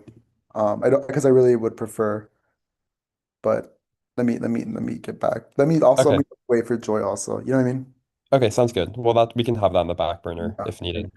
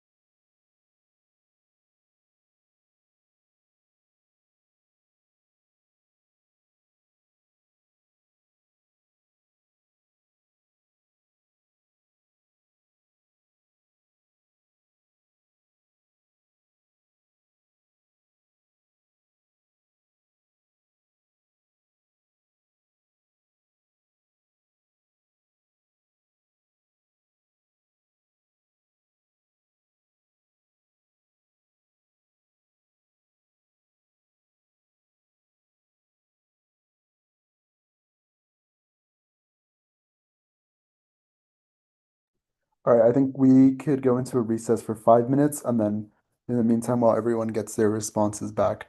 Call recess for 9:08 p.m.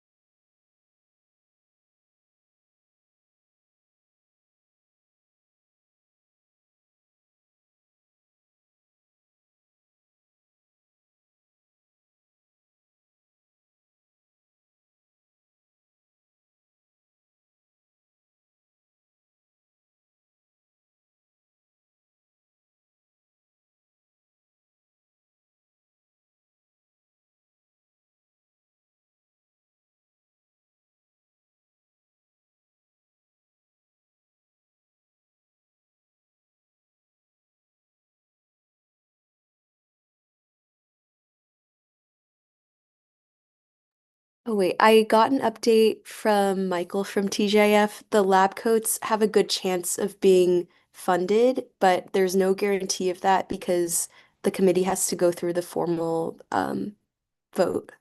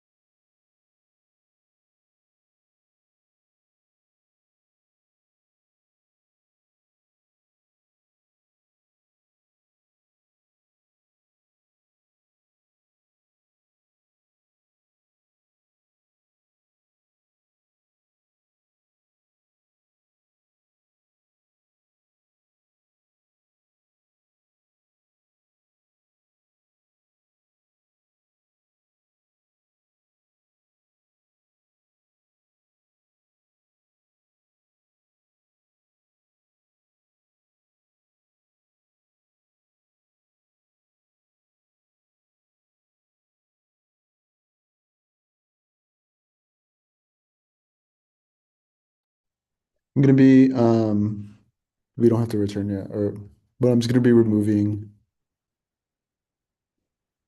not removing, sorry, adjusting.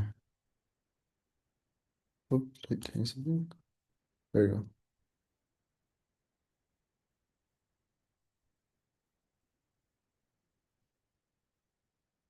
Nico, I didn't change your amount, right?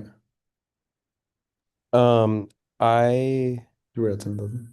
I changed it down to 7, Oh, but I see that we only need to remove like another 1,000, or you can just decrease mine however much we need to. no, you're Um, good. wait, I have like a lot of funding now. I have a lot more than I thought I would. So I'm happy to take Okay. the last hit. I just removed $500 from elections board. Um, uh, Joy, sorry, what did you say the updates were? We'll return now. Sorry, guys, we Yes, return back to PM. the update, I shared this with Nico, but TJF says there's a good chance of the lab coats being funded by them, though they can't give a guarantee because they're not convening as a committee. It's just one person from TJF let me know. Um, but there's a high chance. Nico, what do you think?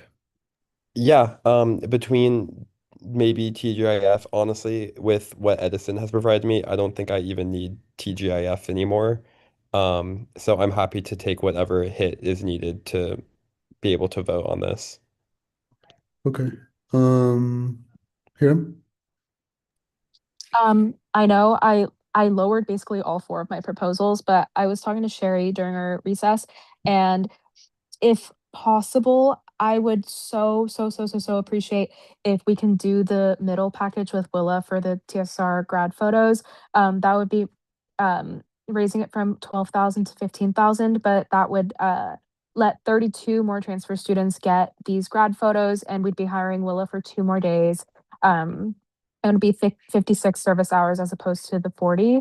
And yeah, I wanted to put that out there.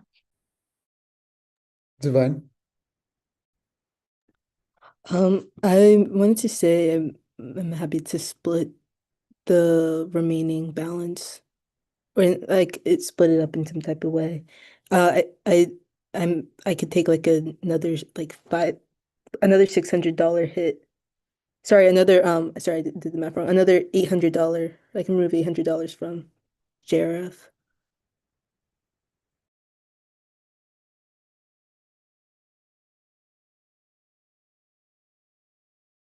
Sorry, I was mute. I think if you remove 800, we would be set, right, Jonathan?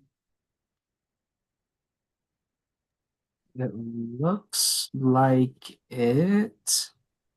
Yes, but then that doesn't account if you want to consider what Hiram just said.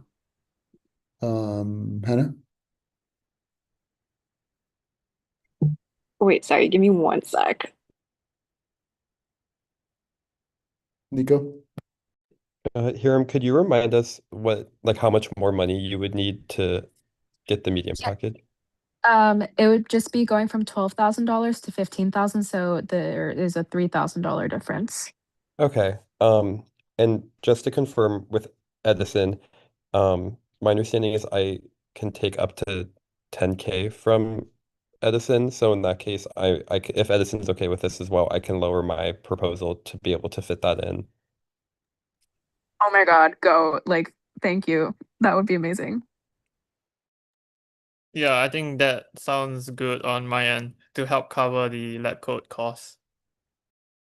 Okay, perfect. Thank you so much, Edison. I appreciate it. So yeah, I can bring mine down then to 4,000 if that covers it, or I could even do, I think, well, yeah, as long as Edison's okay with it, I could go lower as well, to help you out here. No, I think this is good. The middle package, the 7 days, is what Mona did last year. So I'm happy to settle on the 7.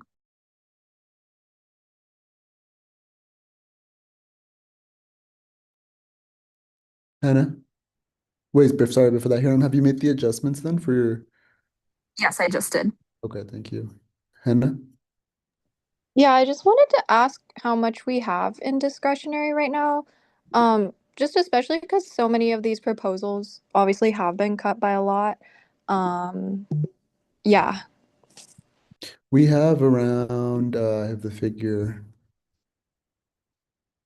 I think it was $13,000, 13, nearly pushing 14. If that answers your question. Yes. I don't fully remember the rules of discretionary, but is this something that we could also use for some of these proposals? Yeah, so for discretionary, we usually tend to do it as like like a council-wide initiative, or maybe just like two to three, four offices or commissions. Um, I mean, we want to be careful about it, also just like in case of an emergency, but yeah, I mean, I think we're set now, right? I don't know who else, sorry, I kind of forgot who else needed to make an adjustment.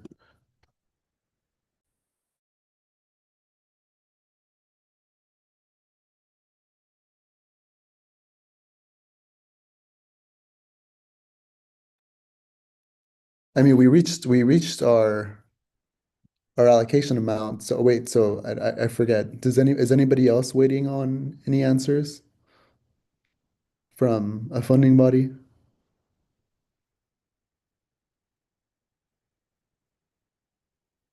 Yeah, someone is grabbing 31 cents. If not, I'll take it for mine.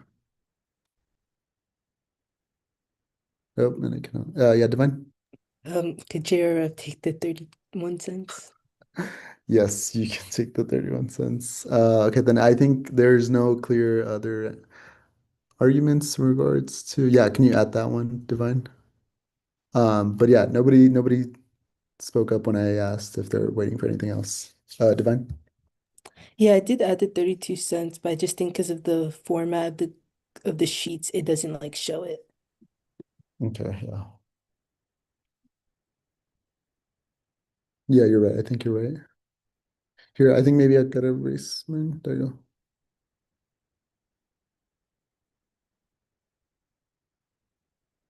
go. Okay. I think we have the first motion to approve additional restricted carryover funds as presented. Let me drop that in the chat.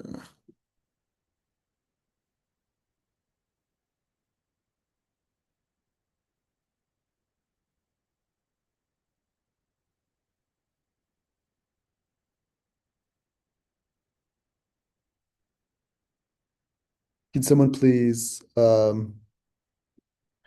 whoever's ready, motion for this language? I motion to approve the additional restricted carryover funds as presented. Oh, wait, Jonathan said. Oh, okay. So we're good now. No, you can continue. Was there anything else in the language or is it just what you said? Just that. Okay. So I motion to approve the additional restricted carryover funds as presented. I second. Brett motions, Daniel seconds. All in favor, please raise your hands.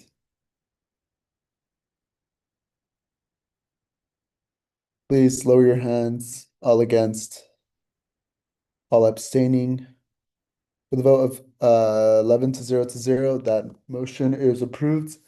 And the next, we have to motion to approve that this total allocation amount for carryover proposals for this year.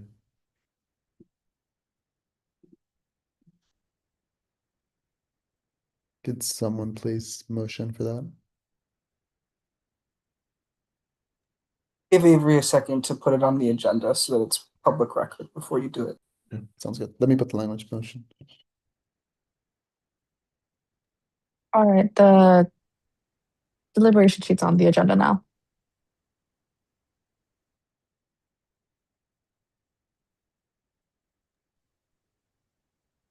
The vote was 11 to 0. Oh, thank you for the record. The previous vote was 11 to 0.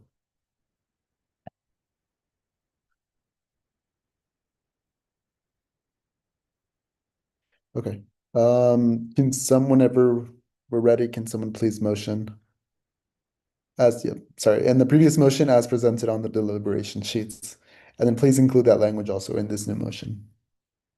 I motion to approve 175,701.32 in carryover proposal for the academic year 2025-2026 as presented on the deliberation sheet. Second. Brett motion, Sherry seconds. All in favor, please raise your hands. Please lower your hands. All against, all abstaining. With a vote of 11 to 0, the motion to approve $175,000 and $701 in carryover proposals for the academic year 2025-2026 is approved. Thank you, everyone. This was super efficient, and I will now adjourn today's meeting at 9:18 p.m. Thank you.